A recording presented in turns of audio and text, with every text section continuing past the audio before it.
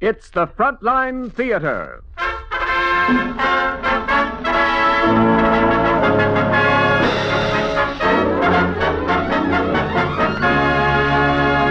Today, starring Katharine Hepburn and Spencer Tracy, and as our special guest of honor, Noble Sissle and his orchestra.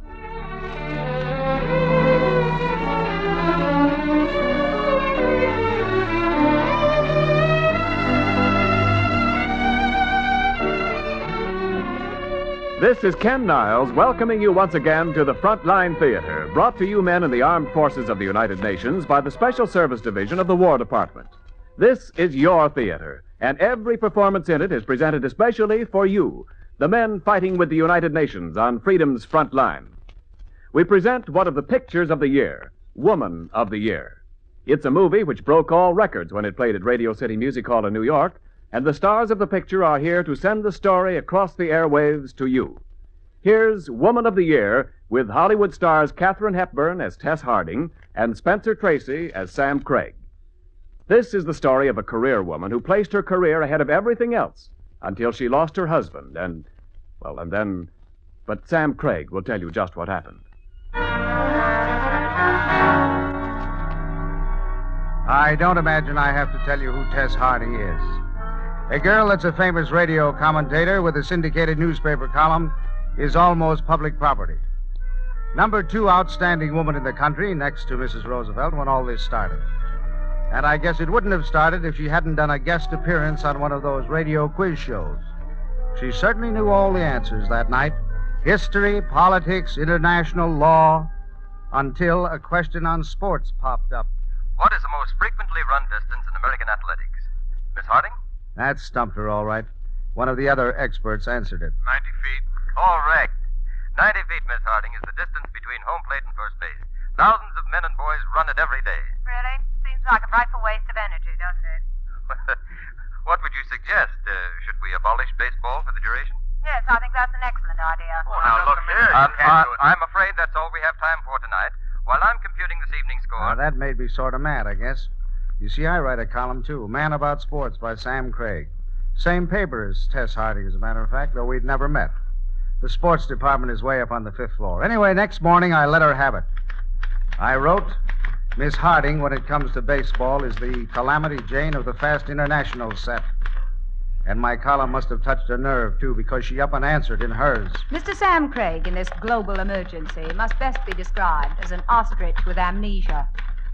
Miss Harding might remember what the Duke of Wellington said about sports. He gave out that Waterloo was won on the playing fields of Eton. Mr. Craig cites Wellington's observation to demonstrate, no doubt, that he was once exposed to grammar school history course. Tess Harding is so busy telling people what to do, she probably never takes time to get out and meet some of them. If she just... Yeah? Oh, hello, Mr. Clayton. Okay, yes, sir, I'll be right down. The boss, no less.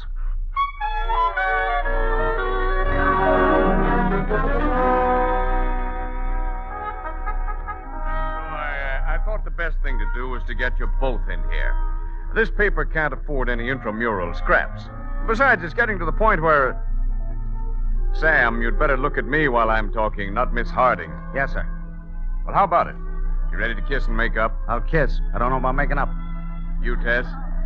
You willing to quit? Well, sure. I'm always willing to quit when I'm losing.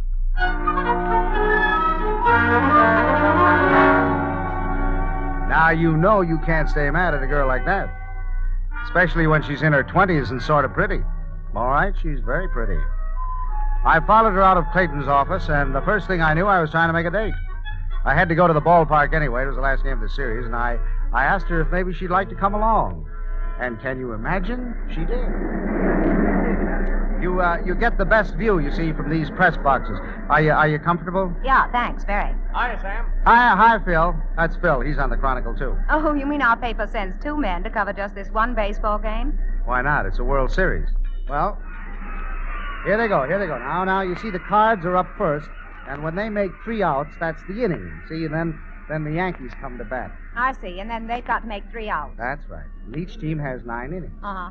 But wouldn't it always come out even if each team makes the same number of outs? No. You see, an out is, it's an out. The final score depends on the runs made in between the outs. Now, here comes the first St. Louis batter. Now, he's got to hit the ball and get as far around the bases as possible. If he gets all around the bases, that's a run for his team. He's got to hit the ball. Yeah. Unless the pitcher makes him miss, of course. Yeah, which one is the pitcher?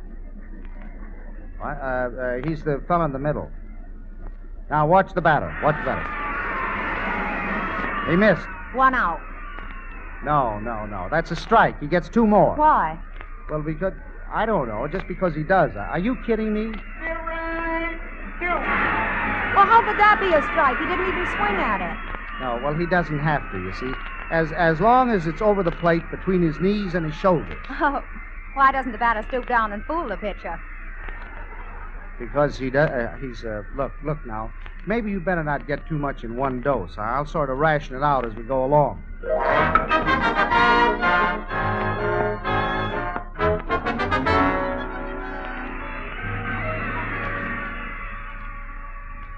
Come on, Joe!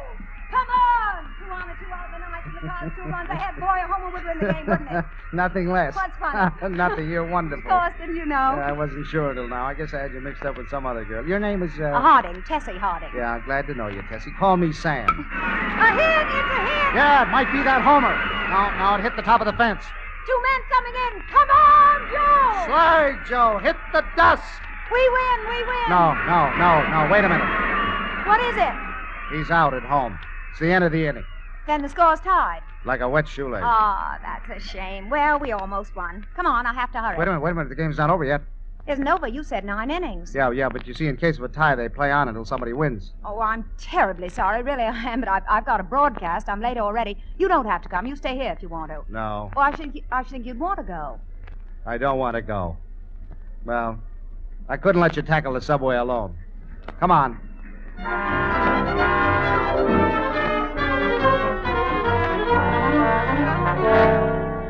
Well, that was our first date. And for a while, I was afraid it might be our last. Every time I tried to drag Tess out, she was up to her ears in teletypes or long-distance phones or foreigners. She spoke 8 languages, I think. All of them were pretty much Greek to me, but... So I was mighty surprised when she called me up one day. She had to go to Washington, she said, and would I like to drive her to the plane? Oh, boy, would I. Only she forgot to mention that her secretary, a chap named Gerald, would be along. And her Aunt Ellen, too. Miss Ellen Whitcomb, the famous suffrage leader. A wonderful woman, as a matter of fact. But she wasn't exactly the one I wanted to talk to. You know, Tess has always been that way, even when she was a little baby. Was Tess once a baby? Oh, to begin with, they were in China when her mother died. I went out to take care of her, and I've done it ever since. It's quite a job. Yeah. Everybody ought to have a job. No, I mean looking after Tess. Think you could handle an assignment like that? Do you? Oh, I'm sorry. I was watching Tess over there on the telephone, you see, and I... Yes, of course. There was something she had to tell the governor. You're telling me. Not yet, but I might sometime. Sam? Oh, Sam. Oh, which reminds me, there's something I've got to say to Gerald. Excuse me, please. Sure. Gosh darn it, all the governor was out. I have to call him from Washington. Sam, I hope we're not taking too much of your time. No. It keeps me off the streets and out of the pool rooms.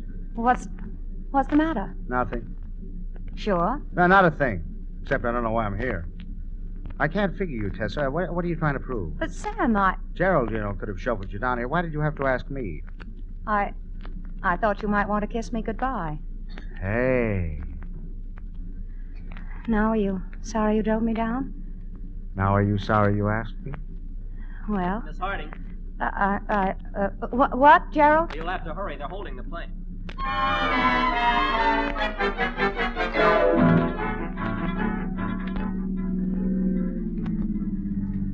And the trouble is, a fellow like me, I'm not used to being off base. Not that I should be bending your ear, Miss Whitcomb, just because you let me drive you home. Oh, it's been a lovely ride. By the way, where can I drop you, Miss Whitcomb? You can drop the Miss Whitcomb. It always sounds like a reproach. I'll bet it is, too, to a lot of men who should have known better. Sam, we're talking about you.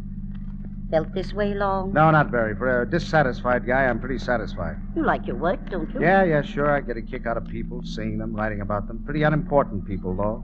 Maybe that's what makes me an unimportant guy. It makes you a very important guy. You're a normal human being, Sam. Just tried to lead a normal life.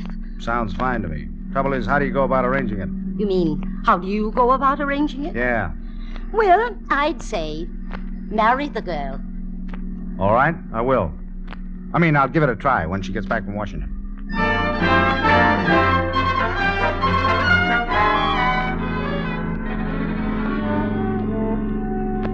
Sam, I think that's what I like about you best.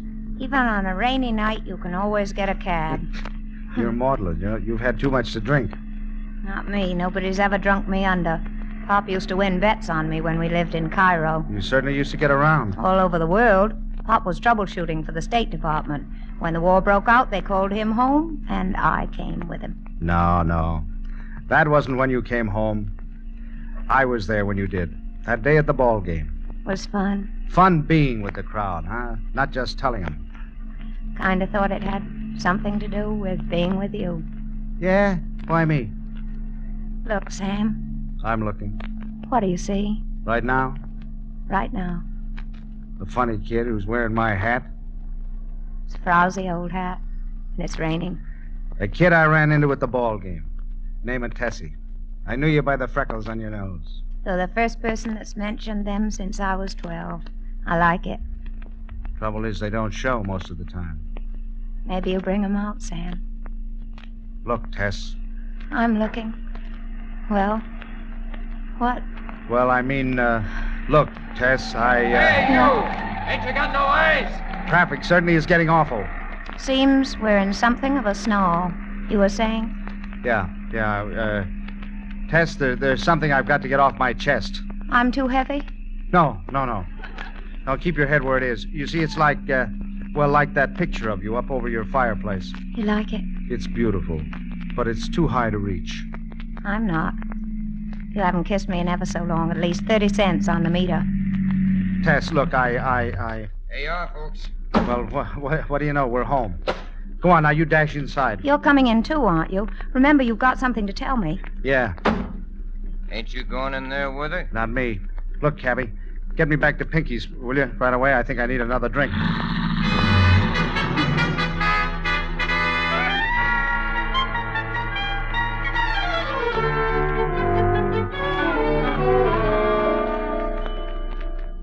Mr. Craig, Yeah.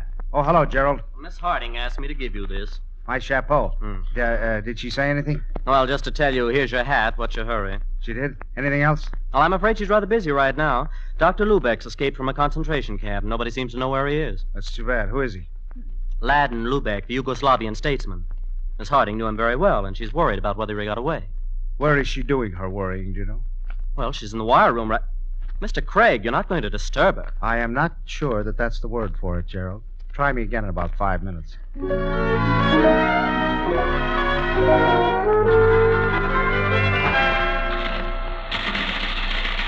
Well, have they found him yet? UP has him in Moscow and AP has him in Lisbon, both at the same time. That's all for a while. Oh. Hello. Hello. Did anyone ever tell you your manners left much to be desired? Tess, listen. There goes the teletype. The devil with it. Tess, don't you know why I... No, I don't know why you. Will you marry me, Tess? Yes. Anything happening? Plenty. Great. Can't a man have some privacy when he's proposing? Sam, you're sure it's what you want? Don't you? I've always sworn I wouldn't. It was the frightening idea of getting tied down, but I guess there's one thing I didn't figure on. What? You, Sam.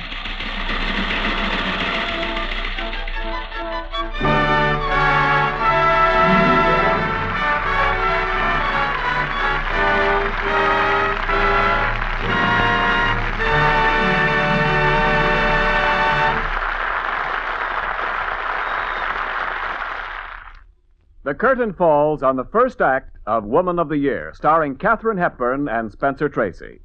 Before we go on with our play, here on the stage of Frontline Theater is Noble Sissle and his orchestra playing a number this band made famous. It's Ride, Ride, Ride.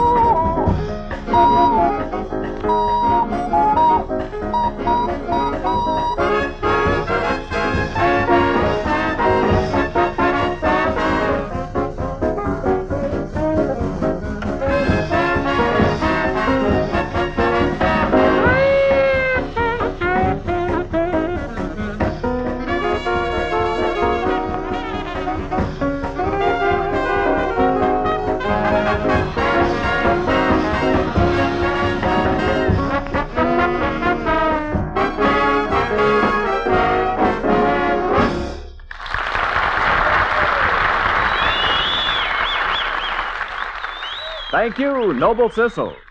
And now, Act Two of Woman of the Year, starring Katharine Hepburn as Tess Harding and Spencer Tracy as Sam Craig.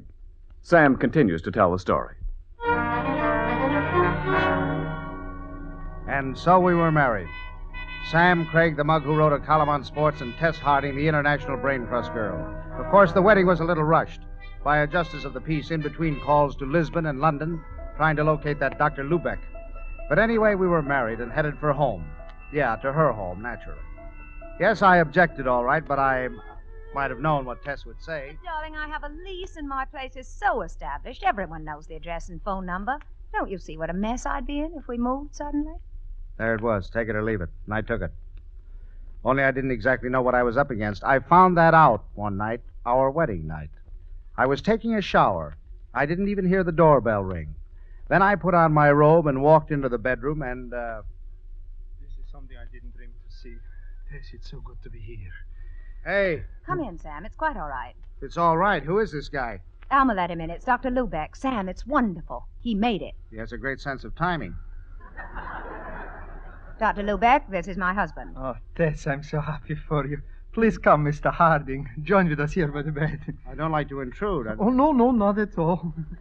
Sit here, Sam, and hold my hand. Dr. Lubeck came straight here from the Clipper. It's a wonderful break. The first real inside dope on the Balkan smash-up. Smash up, you don't know, Tess. Wait, I want to take notes. Sam, I can hold your hand later. Tess, you understand the Czechs. Must know that žadna sila sveta z njih ne udjela otroce. He says they'll never have made subdued.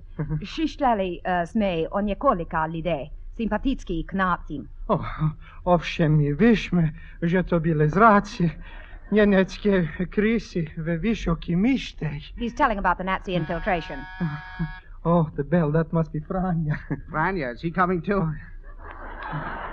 He's the Czechoslovakian consul, Sam. We had to call him. Oh, yes, and General Hussar can partake in crash, of course. Really? They're all coming tonight? Sam, isn't this the most thrilling night of your life? It Isn't certainly is. I've got goose pimples.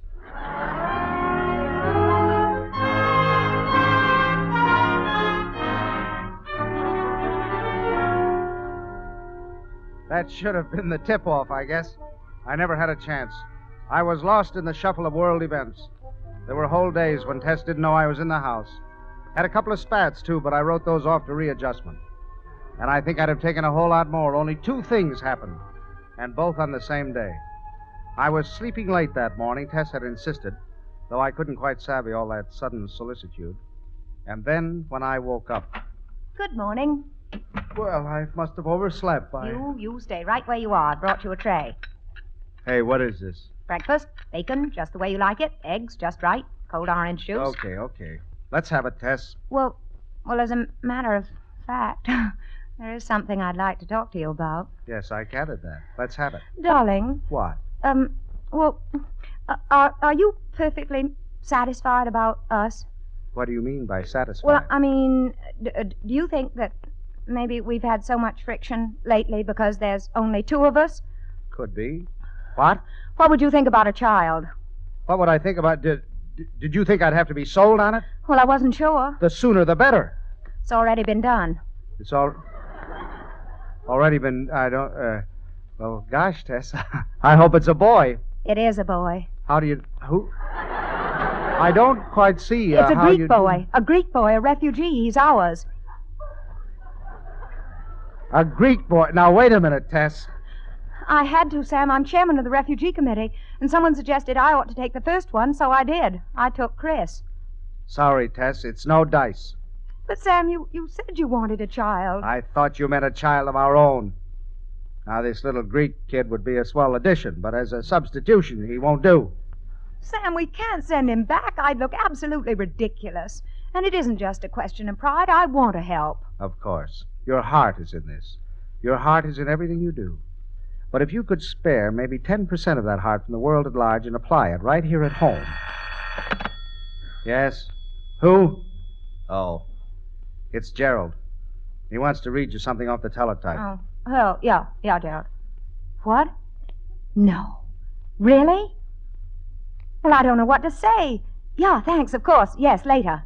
What's up, another Czechoslovakian? Sam, they've just named me America's Outstanding Woman of the Year. It was on the teletype. And they're going to give me a plaque at the banquet next week. Isn't it perfectly wonderful, Sam? Yeah. Yeah, I guess congratulations from me, too.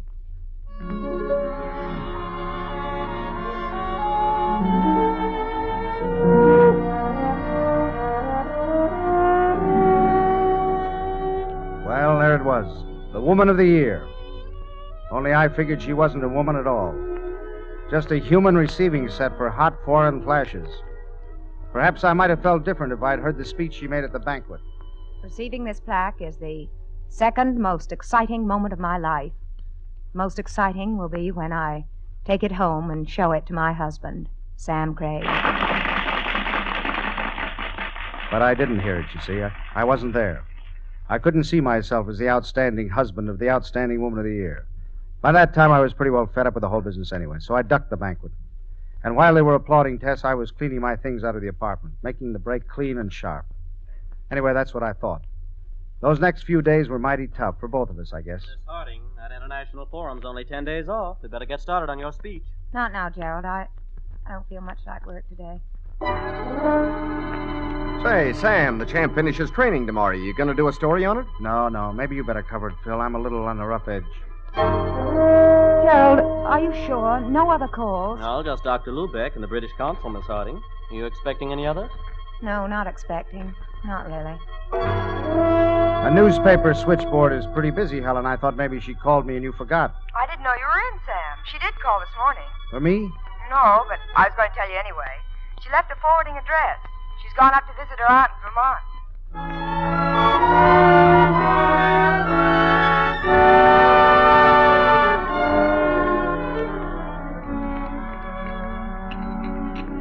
Tess, you've scarcely touched your food. Doesn't matter, Aunt Ellen. I'm not hungry. You weren't hungry last night either, or this morning, or this noon. I think I'm tired, all that tramping in the snow.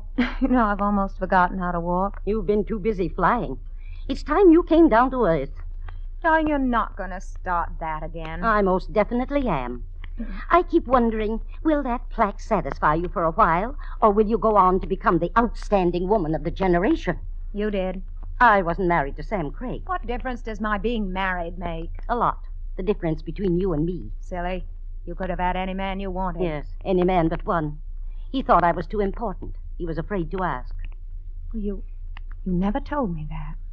Darling, I'm sorry. Yes, so am I, Tess. I've been sorry for 20 years. But if you felt that way, why didn't you let him know? I did. I was on a speaking tour. I wired him from Chicago. He wired back that he had just announced his engagement to someone else. Darling. I think you want something more than that out of life. Newspaper clippings, speeches, a few fine letters. They aren't enough, Tess. A dozen plaques won't be enough if you're lonely. I'd never thought of that. Well, you'd better think of it now. And that's positively the last word I'll say on the subject. And now, for the time you're here, what can I do to make you happy? I don't know. Maybe you've done it already. Done what? What do you mean? I mean, well, you wired. I'm going to use the phone.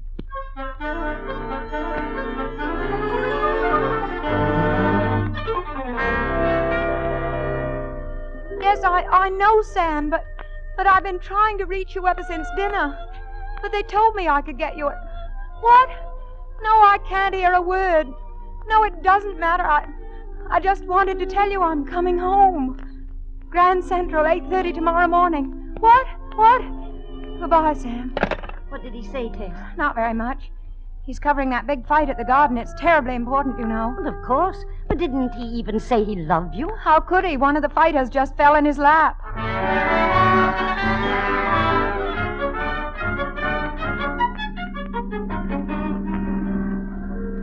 Sam, we should have walked and saved the money. It's just a short way from the station. You're forgetting, aren't you? I'm Sam Craig. Rain or snow, I deliver the cab. That calls for a kiss, Sam. Hey, you shortchanged me. That was only 15 cents by the meter. Well, I have to be careful with your money if I give up my job. Give up your job? I've done a lot of thinking, Sam. Aunt Ellen showed me I haven't been a woman or a wife or anything, but I will. By giving up your job? We'll move out of my place. Of course, we'll get a little house out of town. I'll make it a real home for you. Honestly, I will. And cook and sew and order the groceries. Yeah. Drive me to the station every morning. Yes, Sam? You're not talking sense. But, darling... You're off your beat. It wouldn't work. You couldn't make it work, Tess. Sam, I'm so glad you said that. I would have tried. Really, I would, but I'd have been miserable. Yeah, me too. You know, the trouble with you is that you always go to extremes. First, you want to be just Tess Harding. Then you want to be just Mrs. Sam Craig.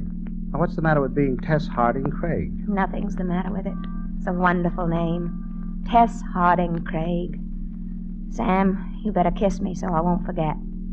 That's not such a tough assignment. You don't know. I want you to hold it, Sam, till the meter says $64.